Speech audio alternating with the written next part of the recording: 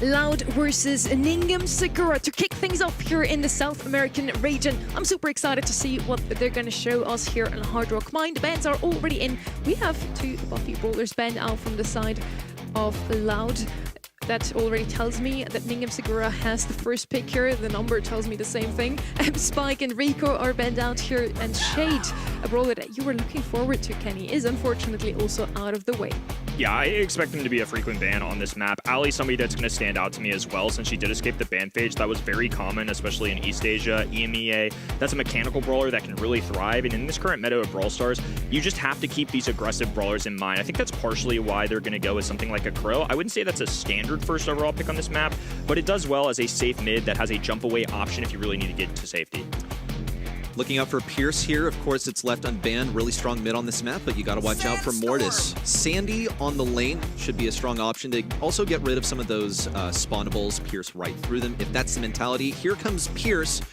And Sandy is going to be the preemptive reaction, it looks like, into Mortis. You usually want to reserve this as a later pick so your opponent can't react to it as hard, but it's going to be really tough. I've seen the Sandy matchup into Mortis before. I may have seen it in EMEA, actually, and it just looked absolutely miserable. Because you have a gadget, that's your only way of stopping it, really, because you're not going to kill him with all your shots. Every brawler has more HP now as of the last set of balance changes. So you can't three-shot him, you have to stun him, and that's on a cooldown. And a good Mortis will know how to bait those gadgets out, and there he is. Very good shout from you here already. Mortis definitely one of the best brawlers you could pick here overall. Honestly, I'm so surprised to see him slip through the ban phase, and he's the 4th picked brawler here. Now, they're probably going to go with Crow mid here. We don't have any more mids to be picked up, as Pierce probably is going to be the gem carrier for the other side. What's going to be for lane? We still have Ruffs open. I always like him on a map like this one. Trunk would also be an option, but my first guess was correct.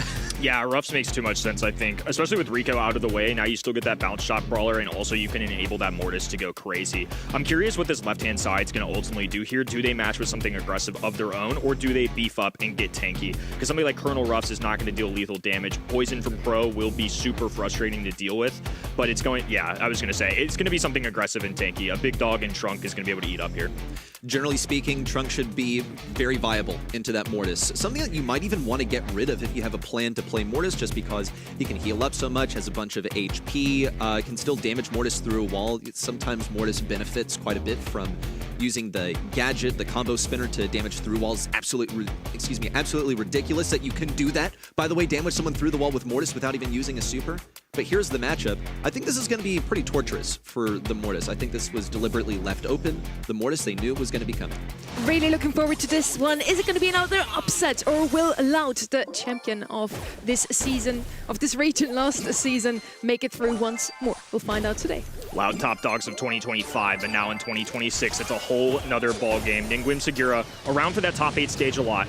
Rate of Foot, Tufa have been teammates before, but now they are facing off against one of the best this region has seen in a long time. Way to be pesky, not necessarily grabbing any kills, but dealing with that mid-gym carrier is a great start for somebody on the red roster. How frequently do you see the Mortis get pushed this hard? We'll see Rate of Foot move in once more. He's just trying to cycle out that hypercharge. That is his MO. Even cycles the heal twice, but cannot get this one down on Firecrow. Firecrow deals with a little bit of that poison, but still hangs up high. That's how he's going to apply the pressure to Tufa. Firecrow also is being fed his hypercharge and super, but not before Rate of Foot gets it. Firecrow's really made this right-hand side his home turf. Kyodog going to go down, but now Firecrow going to swing in, try and be pesky. This gives Adino time to slowly collect these gems. Rate of Foot going to be tackling him once again, but Firecrow just has too much HP, and he is going to destroy Anubis as well. Hot start for Trunk. Looks like a miscommunication, though, because we see Adino and Kyodog both firing to the left, and Tufa was all the way over on the right side. A little curious, because they could have done some pretty serious damage to the gem carrier. But now they have that Sandstorm down. A bit of damage to scout out positions. They know that Rate of Foot is over here on the left side, but it's a fine matchup for Firecrow. They might be lacking some of that vision, though. Here comes Rate of Foot circling up towards mid. Hypercharge pop. Needs some big heals here. Cycles 1, 2, and gets the kill alongside Tufa. Bats forward, but does not have enough damage to get any gems toppled to the ground. You started seeing this Creature of the Night is going to be a choice rather than just going for a combo spinner through a wall. It's because you can get pesky, escape, go through walls, especially in a mode like Gym Grab where Mortis has to be a big playmaker. I totally see why teams have started gravitating towards this. 8th gem for Edinho. That makes 9 for Loud. Tempo lead for them. They just need this next gem. It'll be headed the way of Tufa, but it's okay. Loud will get that countdown first, but they cannot afford to lose control. Raidafut is on his second hypercharge, and he has the super ready. Needs to make a big play. Firecrow and Edinho, Kyodog, they all escape here. 10 gems strong, but they still have to hold on to this zone. It's Tufa with 10 gems at the moment and a hypercharge and super if he needs to get in or out, or to take out an enemy gem carrier. It's a hypercharge now from Firecrow while Raidafut wrecks havoc on the back lines of Loud. Crow in perfect positioning, now going to use that hypercharge jump for offense, and Raidafut cleans up the rest. Red roster, great job towards those end games there, knowing that they could entrust one gym carrier and let the other two get aggressive. That was something that Loud didn't have the luxury of. When you have a gym with all of your teammates, you can't really play bodyguard at that point. All of you have to be focusing on your life. You get a little more pensive, you can't push up as much, and I think that's why the red roster on that other end were able to explode towards the end game. Gem Grab, it's a very tempo-based game mode. I use this word a lot in Gem Grab because that gem spawns every 7 seconds, okay? And when Mortis respawning is also on a timer, that means that he can afford to dive you and die as he's farming up his hypercharge, his super, and keeping you away from the gem that is rightfully yours because it spawned on your side. That is where Loud is falling apart here. They play this trunk into the Mortis reactively, and he's always on defense. He's not really usually able to get in the backlines like he has now, and he did early game number 1. So if Loud can hold on to this position for an extended period, then they're in a much better situation. Yeah, much better start for Loud in this situation. Now they've got a Sandstorm to give Kyodog a little breathing room. Edinho even feeling aggressive. Does have 4 gems, but as a sharpshooter can still keep that distance, remain at an arm's length, and just take care of himself. Firecrow, though, all offense. He's going to be shattering Mortis this entire game with 11,300 HP and a Circle of Death. It's going to be really tough to win that. Even burns a gadget just to exhaust through that. Firecrow can just dash away, though. That's one of the benefits of his super. Raidafut with 3 bats in a row. That's insane. He'll wrap around Edinho, and this is a terrible matchup for Edinho. Thankfully, Edinho knew to bring the right gadget and blast Raidafut away. Raidafut's fine with that, though, because Tufa and, Anubis over here will have the perfect positioning to hold on to these backlines. It is unfortunate, however, Edinho is just churning out damage, and without support, Raidafut cannot afford to dive in, but he's going to go for it anyway as soon as Tufa respawns. 1-2 sets of hypercharged bats out, but the second one whiffs, and he cannot keep up that momentum. Firecrow there to escort his teammates towards that 10th gym, and now Loud just focusing on escaping with all the treasure. Tufa left-hand side, stunned for a moment due to the Sandstorm, has to back away. Not enough space to maneuver with, a full Loud roster, and they will match here in set number 1. 2 very different games. I think game 2 went much more swimmingly for Loud off that early game. Firecrow was able to get in positioning, and I think most importantly, Mortis just wasn't popping off like he was in game number 1. Well, I want to point out that the start of the game was the same. It was just more extended in game number 2. Loud were able to hold on to that position for a much longer duration. That is their key to victory, is to get that lead early. This is their countdown timer to doom, is when Mortis gets that hypercharge. And when he finally did get the hypercharge, it was too late. He was forced to move because Loud had 9 gems. That is why Loud was able to win game number 2. I think Ninguem Segura has a completely plausible reason to take game number 3. It's a much more relaxed start here. Or really a little tense, honestly. No big moves just yet. Firecrow's not on the right lane, but it's okay. Kyodog does have the stun. It's going to be a team up with Edinho to try and take down Raidafut. And it works out over there on the left side. Yuta also gets his first super off. It's a pretty good start for Ninguem Segura, all things considered. Felt like both teams were very timid off the start. They were sticking to the grass, and I think that's largely because they wanted to see which side was laning where. I imagine that Mortis feels comfortable pushing forward because Trunk is on the other end. Once Trunk revealed himself, that's when Mortis made a move. Right now, though, he doesn't have a choice. Deep in enemy lines, backed away by a gadget. And now just a single Mortis dealing with an entire army of Loud. Still holding on, doesn't get baited to use the super. It almost felt like Firecrow was waiting for it to use it. Really smart from both sides just to lure out the other. You love the mental game where both of them are pretty much idle, just hoping that that ability is wasted. Not at all, however. And look at how this effective line of scrimmage has moved up for Loud. They're all over mid, but Edinho still has to be careful about Raidafut. Here come the bats, and the cycle all the way back. He does not want to die here. He'll have an opportunity to move over to the right side. It leaves his back lines completely exposed. Looks for 1-2 kills. Firecrow is in an excellent position. Raidafut has left his team for dead, and he misses the bats. Terrible situation. Raidafut had a serious opportunity. With Firecrow on the other side, that was the opportunity to pounce. Instead, couldn't get the job done. Just a few missed mechanics, and it will cost them. Against a team like Loud, you simply can't afford mistakes like that. No, and what you need is something similar to what Pierce is able to offer with his gadget, where he can blast Mortis away once. Usually, that's actually fine for Mortis because he can dash right back in, but it provides him a little bit of buffer time for teammates to respawn and then for him to be repelled the opposite way.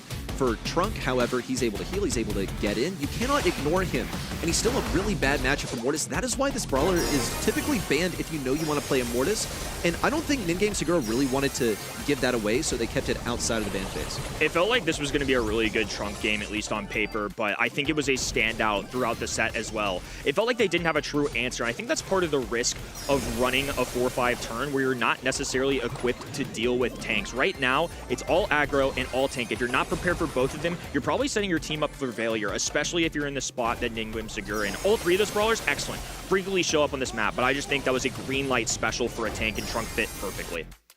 We kind of were teasing the Mortis on the side. Reddy, specifically, you said, do you have to pick up the Mortis? He is so good on this map. And yes, he is, but they had the perfect answer to it with the Trunk. 14 kills on Firecrow in the end, the most DPS as well. Really worked out well for them. And as Kenny, as you already said, at the moment, it's all tanks, it's aggression. So even if you have that Mortis on your side, you need to be aware of any counter on their end. And it really seemed like Loud left Mortis open with a good reason. They knew exactly how to counter him. Yeah, I'm thoroughly impressed with the gameplay as well. I think Trunk had good matchups, but also the gameplay was just better, I think, towards the end game, especially than Mortis. And those are the two breakout players. Those are the standouts for your team. If you're not popping off, your team is most likely popping off either. Mortis had a great early game. Games 2 and 3 is where it really started to get away from him. I do actually quite like what Ninguem Segura showed us in that first game. Let's see if we're going to see more of that, if they might even be able to take a set. We're heading into Super Beach now. Willow is going to be picked up first. One of the best brawlers in the map here, most fun for me at least. But she has many counters to her already. Yeah, basically anything that gets right on top of her, but she has ways to deal with that as well. It's why I love Willow so much on Brawl Ball and, you know, even in select bounty maps like Layer Cake, because she's a just incredible defender. Despite her being a thrower, it's not really the damage department where she excels. It's that she just has this legendary CC where you're able to mind control your opponent. You're able to get some goals scored off of that as well. Cordelius is going to be a similar mindset. You can take an enemy brawler completely out of the equation, really team play focused. And like I mentioned before, you can score a goal off of this. Goal scoring mechanism, and also Cordelius deals with two things. Anti-tank is one of them, so they're prepping for that, especially with Shelly out of the way, Spike out of the way. Some of these higher damage dealing, or specifically anti-tanks, are now out of the equation. So they're going to take their pick early.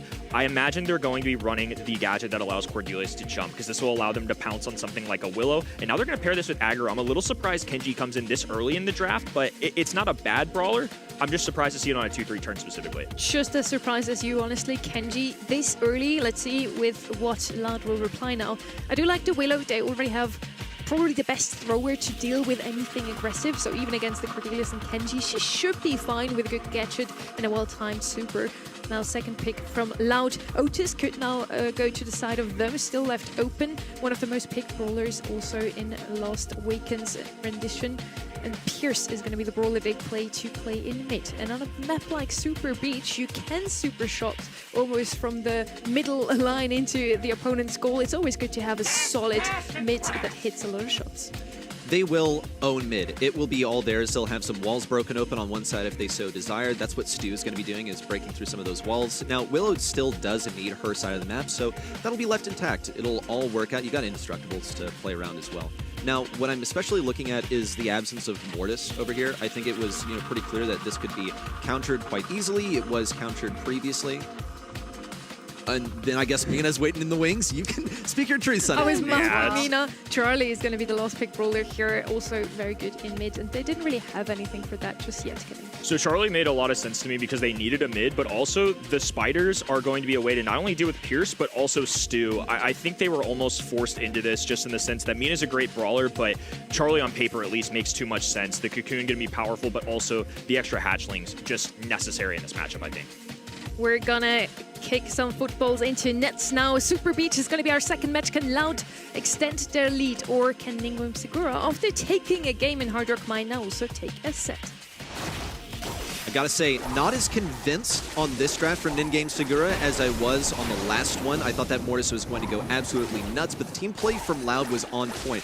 Now, it looks like Loud, to me, at least got the exact draft that they wanted. They have Kyodog on one of his most comfortable brawlers. Stu absolutely owns this map. He's already tearing things up for Fire Crow, getting rid of the most powerful position for Rate of Foot, which is around that obstacle on the right side. Edinho, of course, is a dead man. As soon as he comes out of the dive, should be a kill for Kyodog. If he can hit that shot into Rate of Foot very narrowly escaped with a super and got a little damage onto Fire Crow, but still has to retreat. Cordelius in positioning, though, has to rely on these walls because if this map opens up, sure, Willow's also going to struggle, but you're basically removing Cordelius from the equation. Stu just having his way right now on the right-hand side. Edinho with a takedown. This should give Loud positions. They have to deal with these spiders, but in the meantime, Tufa is just going to be playing bodyguard against that ball. Has his super in hand, so nobody can really force it. Now it's actually them dribbling, moving down this left hand, and they have to be careful. Nice tiptoeing out of Kyodog to stay alive there.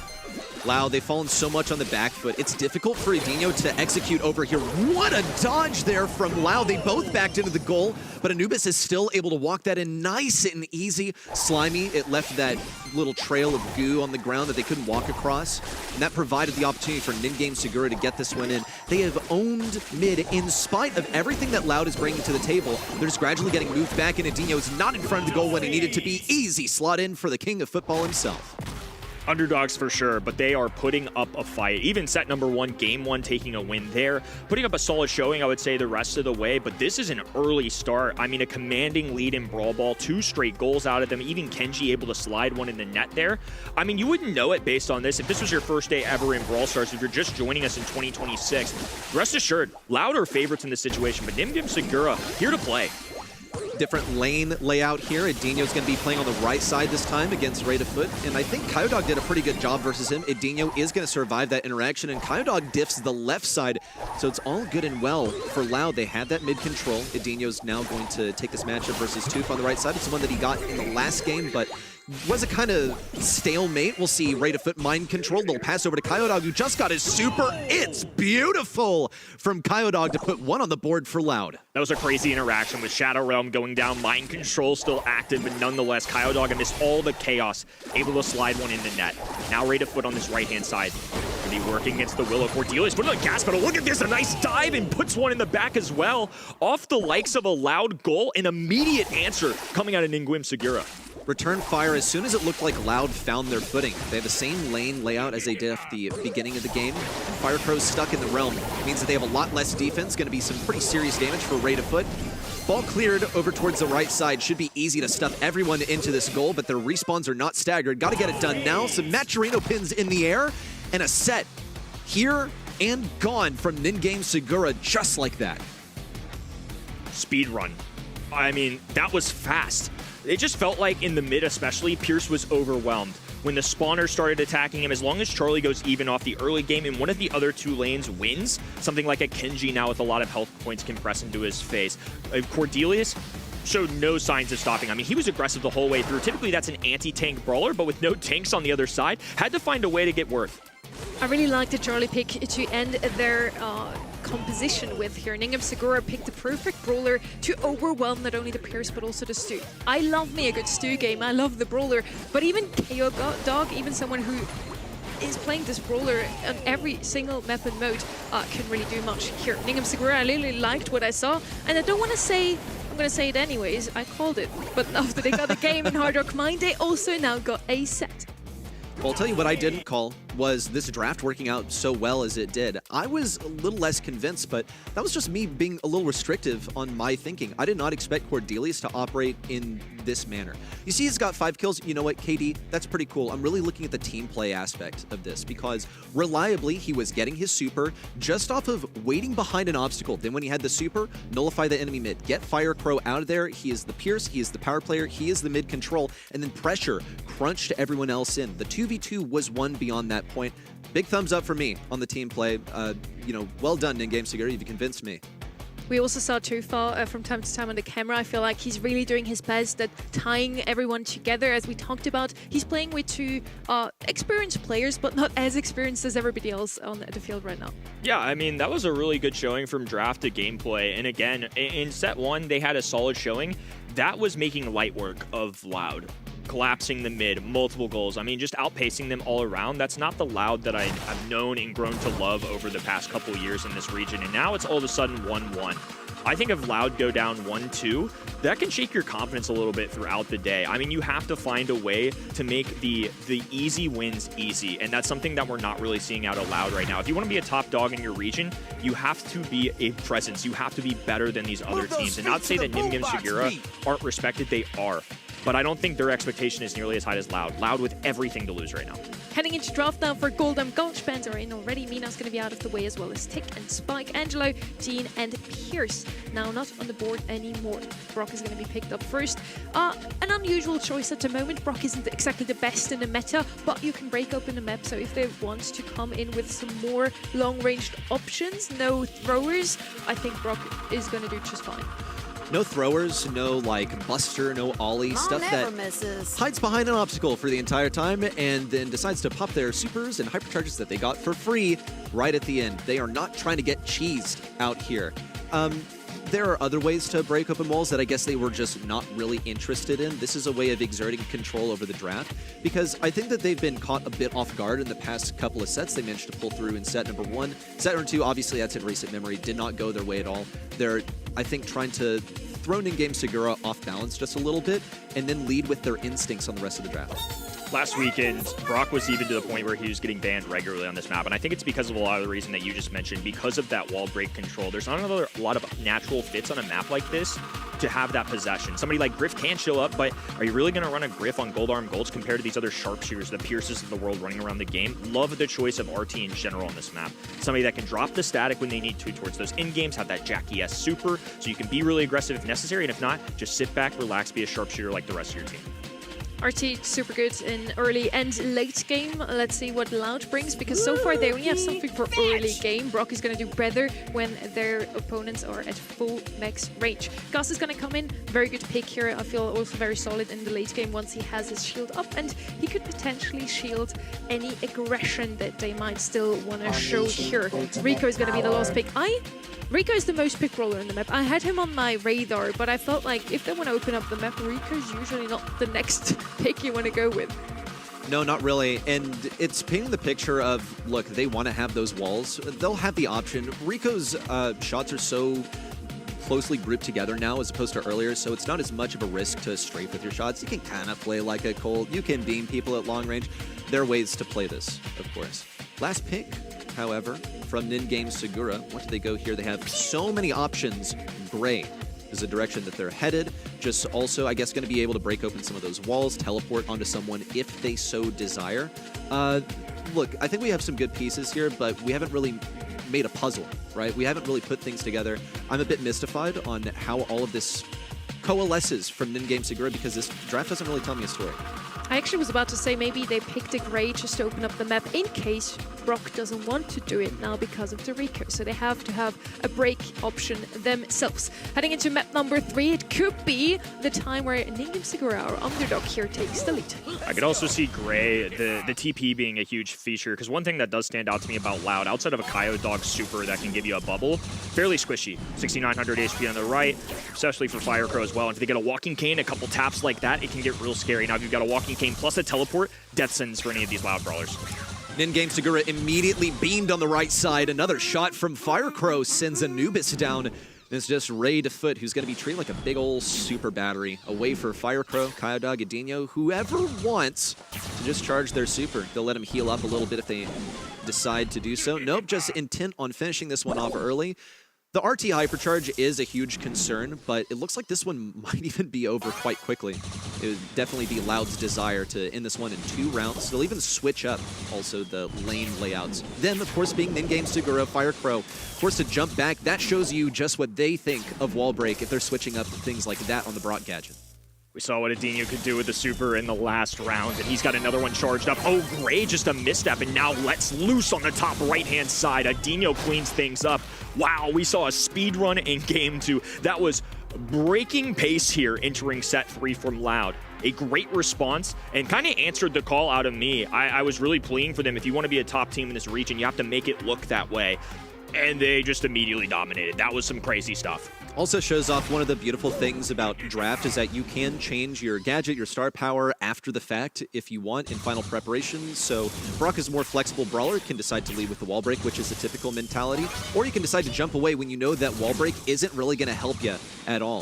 Him being picked as a first pick and totally pivoting on strategy is just wonderful from Loud. And they've got exactly what they want. Edinho is shutting down this right side. Bell in the range matchup just is, it's really no contest. Edinho is able to fan out his shot so wide as well that Tufa's not able to dodge it so well, and Edinho's always a question mark inside the bushes on the right side.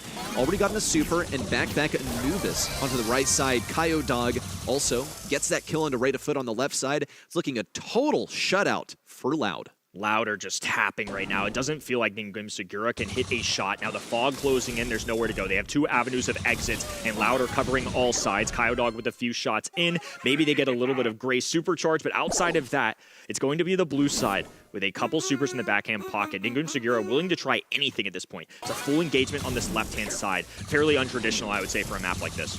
Well, they've exhausted all the traditional options is what it looks like. They tried to split it, all three brawlers on the right side. They tried to do 2 and 1. Now they're just committing on the opposite side. Hopefully they can take down Firecrow, but now they've left a wide open avenue for Edinho, and the window of opportunity has now closed. They had to face all three brawlers. That's the pull on Kyodog, and despite his best efforts, Anubis is not able to capitalize on it. Didn't even get a super from this last game. Rate of foot throwing in the towel as well, and that's curtains. It's another set headed to Loud. They're one set away from victory. They have really tightened up the reins for this match. They have absolute control. Polarizing opposites of sets right there.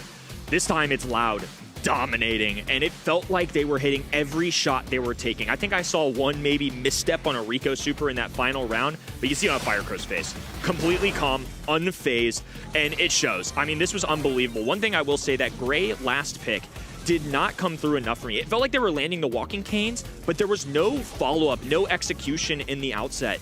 I feel like if you're going to pick this Gray, especially when you're not maybe enabling a tank or you're trying to get in the enemy's faces, you got to make those gadgets count. I mean, Loud are entirely playing around that, and the one superpower that the red roster had just did not come through. Donuts all around, just a lot of breakfast on the right-hand side.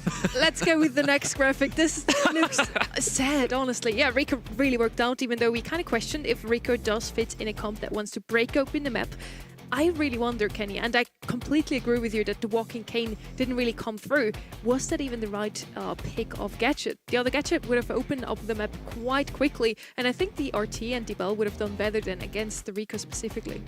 Yeah, very well may, and we didn't really see those side grassy lanes really get opened up at all. The only time we really saw it was when Brock would drop a super, and so Rico could just kind of get sneaky, use those bounce shots to his advantage. I mean, every single Loud player, I don't feel like this is often they say it, but they were kind of all standouts because they were the only team with kills. I mean, everybody really doing their part, playing completely different brawlers as well. Thoroughly impressed. That's more what I'm used to seeing compared to what set 2 was. Just didn't look like Ninguem Segura knew what to do really at all. They see the Brock first pick and they go, huh? Okay, well, let's go back to old reliable. And it didn't work out at all. Loud, they're bringing fresh things, even in what should be their easiest match of the day. It's now on to our next map. First pick of Spike. Good old-fashioned Buffy stars out here. It's been banned so consistently. Now it's being given to them by Ninguem Segura. When you're doing that, generally it means that you have a plan. I think, though, they just had to get rid of the better options that they had over here. Look at Poco, Mortis, Mina, all top brawlers to play right now, all top bans as well. So it could also just be a matter of prioritization rather than baiting. Pierce is going to be the first pick here. Very well done as he slipped through the ban stage once more, and Loud picked him up so far every single time he was left open. You talk about Buffy's, I see Frank is left open as well. Could very well be picked here. Poke unfortunately out of the way, so potentially Spike is going to be a bit too much damage against the Frank, and they're going to look into a bit more, let's say, conservative pick here. Crow would still be left open. Lou, always a good shout on the hot zone. Finks, Pam, all brawlers that we could see here. Finks is one that's, yeah, there we go. I was going to say, Finks is one that surprised me that he hadn't shown up in this point, especially when watching North America. A lot of the times, just based on the bans, right, after the fact, it's usually a choice of, do I want Finks or do I want Poco? In this case, Poco in the band phase. We get Pierce, who's a long-range sharpshooter. I just feel like Pierce is at such a good point as an individual brawler that it's hard for me as a team to justify passing up on him. But seeing this on a 2-3 turn, the one thing I will say about Finks compared to other mids on this map is he's pretty decent at handling aggression. And I think that's important, especially when you're in that earlier onset of the draft. You have to be ready for that. So somebody like Ali, now you've got a TP mechanism at least to deal with that, which is something that covers for Pierce. Yeah, you got the TP. You also get 3 extra shots. Assuming that you were, smart about your ammo use and the timing of your teleport with the gadget, should be able to deal decently well into Ali, but Ali can bait you really, really effectively. She's got plenty of water and bushes to work with here, and that changes her attack to a jump where she becomes invulnerable for the duration of the attack, even though it is pretty quick. Now, if you want to point fingers at a reason that Juju is not played so much anymore, here you go. She's jumping all over the place. Pam, super, super strong here. Could play reactively into this, but they've already committed with the Pierce, so I don't think they're going to be going something like a Bell. I do like the Pam, especially together with the Ellie, can heal her up quite a bit whenever Ellie comes back to recharge. Now on the other side, we have 2 long-range brawlers, 2 snipers with not that big of a health pool. Maybe some heals would be good for them as well. Or Lou, potentially, kind of still waiting for that one. Lou's super good against aggression. He's also kind of good against Pam to just destroy that turret. Or Frank to open up the map despite them having a spike. I guess you can always pick buffy brawlers, even if you have some counters against you. No, I think, generally speaking here, Frank, look, he's a tank, but as far as tanks go, he's got the most range. And then also he's got even longer range with an aimable gadget now that sucks people in. It's absolutely ridiculous. Why do we have this? But I digress. It should be a fairly strong selection here. Even into some tank counters, it'll be very sturdy against Ali specifically. If he sticks around the point just for survival, I think that's where we should generally expect him to be, but should also be a neat tool for dealing with Ali if she gets too deep in the back lines. Firecrow going to start this off by dishing out a life plant, giving themselves a little space to work with, but into somebody like Frank, it's not going to be enough. Ali, though, on that top side. Oh, and a double takedown there. Excellent team play. Now going to leave Radafoot by himself, completes the team wipe, and Loud will own the middle point. That's what the objective's all about. Just getting control of the map early and making it tough to march up, especially for something like a sharpshooter and Frank, who's a walking super feeder. This could be rather difficult if Anubis isn't careful. Easy walk up for Anubis, an attempt at taking down Kyodog. He'll eventually get it when Kyodog runs out of ammo. It would have been wise for Kyodog to just get out of there, hightail it away from the water, but he decided to stick around for the fight. At least he's earned a super along the way. It's an easy takedown onto Radafoot. Tufa also most vulnerable brawler on this map to close range, but he has the better reload speed over Ali. That's pretty easy, however. And we'll see Ninguem Segura lose that control of mid. Loud are all up in it. They have that hypercharged Pam turret down, and they're looking healthy. Firecrow flexing. 2 hypercharged supers going down while he had it activated, but Frank now on the prowl. Left-hand side tears open the entire side of that map, and they'll no longer be able to rely on that. Importantly for Pam turrets, they'll just have to throw it in the open. This is going to allow the red roster to focus that down. Firecrow still trying to stay alive here, and that is when it can get you, when you're not respecting the range matchup versus Frank. He has so much range with that gadget, it's even enough to take down a tank counter like Spike. Spike has been taught that lesson. Now, in game number 1, we'll see if Firecrow gives him a bit more respect on the range matchup. Kyodog also trying to be crafty in his matchup versus Anubis. We'll see a pretty aggressive Spike super down, and Loud will be allowed to continue moving up here. Firecrow, of course, keeping the range, knows that Anubis has that gadget back. There's not going to be enough time for him to use it now. Kyodog has all the pressure in the world. The positioning is there, and Loud advance on to match point. Beautifully done. Just playing the game mode to perfection, not overdoing it. At times when the enemy team got space, they were able to regroup, not stagger their spawns. I think that's a problem sometimes you can see, even at a professional level. So I think their comms crystal clear. You can see it there, all of them, of course, in the same room. Wherever Loud headquarters is, I'm sure things are going well. And now 1 game away from advancing to a stage that they made many times back in 2025, trying to start the new year off just right. For everyone watching, This is the South American Monthly Finals, and for Loud, this is just another Saturday. This is pretty much what they do. Another semifinal, another dollar in their bank account. Loud, they quickly sweep up 2 brawlers from Ninguem Segura, and they're on the point once more. Not a single percentage earned by Ninguem Segura so far, despite the best efforts of Anubis on the left side to take down Kyodog. It's going to be one eliminated. Firecrow bites the dust. He's back to the respawn, and this is the opportunity for Ninguem Segura to secure something. Really good comeback. I feel like Allie's really starting to show her worth as well. You wouldn't think much of those little L-shaped waters right there, but it is a lot more ground to cover that she is the only one on the map currently who has access to. A dash in, out. Little swipe. Now Tufa, next up on the menu, goes for a double as well. Frank, though, with so many health points, is able to just remain firm in the mid, gain as much as possible, but Loud's still well in the driver's seat. That is what happens when you have high HP and you're attacking as Frank. You are an idle target for Firecrow to charge his super off of. Get a couple in a row off the hypercharge. Loud are running the show right now, counting up to 70%. And Ninguem Segura's percentage pales in comparison so far, despite the best efforts of Anubis. Moving up with that hypercharge, he'll be rewarded for his efforts on the right side. Can't escape the nuts and bolts of Edinho. Ninguem Segura, the remainder of the roster, advances forward to attempt to secure this point, but it's just no good. The constant pressure of Kyodog is a huge thorn in their side. Now Loud with a Pam healing station on the ground. Frank, the last bastion of defense, but all 3 members standing tall, repping some exclusive sprays. It's similar to 2025. Loud kickoff 2026, excelling. Solid fight out of Ninguem Segura, but they're underdogs for a reason. Loud are making noise early on our new season. Gotta say, though, I was amazed by what they were able to offer draft-wise in set number 2 on Brawl Ball. That blew me away. I loved the way that they played Cordelia's. And look, if you're looking at this, if you're a high-level player saying, okay, well, I could have seen that a mile away, then why didn't Loud see it? Right? How did they not see this coming? So I think well and truly Ninguem Segura outsmarted Loud in set number 2. That is a high bar to clear, and I gotta give them a pat on the back for that. I was ready to give them accolades for even taking a game.